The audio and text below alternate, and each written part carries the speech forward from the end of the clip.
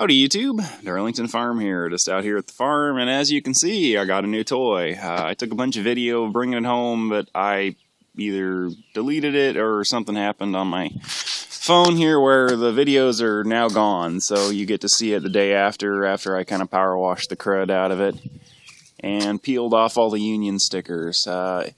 If you don't know what this is a Lincoln Pipeliner, a Model SA200. It's a 1984-85, if I remember correctly. I looked up the date code on it, and I think it was an 84-85, somewhere in that range. But I'm going to show you the hour meter on it here. Now, bear in mind, I put about an hour and a half on it. 119 hours. This came out of a, I believe it was a GM factory down around Sunman, Indiana, or over towards Cincinnati, and yeah, it's just sat for nearly its entire life. I mean, less than 200 hours on this. I don't think they really kind of settle down and start welding as nice as they do until about the 500-hour mark. So pretty crazy that it's such a nice machine, and they just kind of let it sit. It had crap load of Union stickers and AAA stickers on it for some reason, but it's been converted to run over on propane here. As you can see, I've got a forklift tank here. There's the evaporator. This is a liquid draw tank, so you have liquid propane running up into the evaporator here, and then this is where it is evaporated, and the two lines here run over here to the water pump, where you have hot engine coolant keeping this thing from freezing up, and then you have a vapor line, which is right here, that runs into this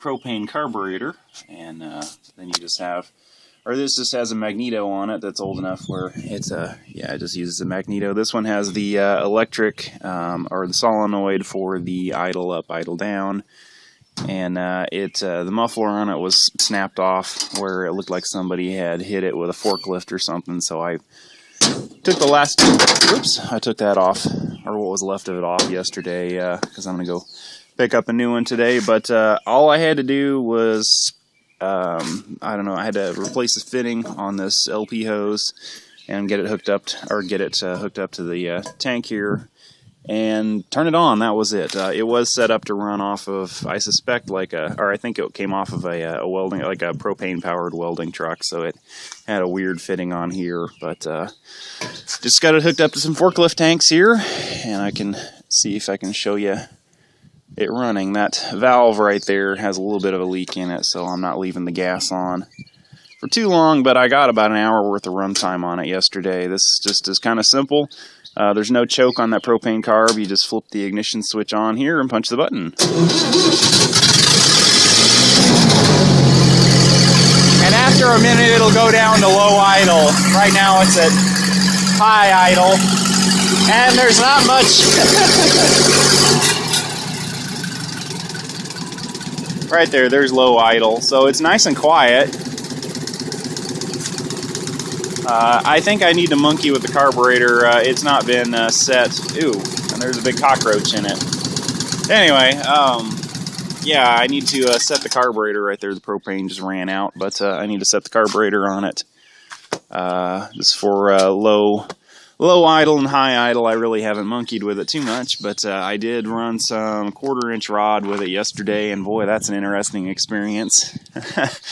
It's a 400 amp output welder, and I just ran some 1/4-inch 6013s there just to kind of test it out and see. But it's a pretty nice machine. Now this is a new enough one where sadly it's not the all copper windings like the old the older ones. I think in 72 they switched to the aluminum windings, but it runs awesome, welds awesome. Every gear or every weld range on it just works just flawlessly like it should.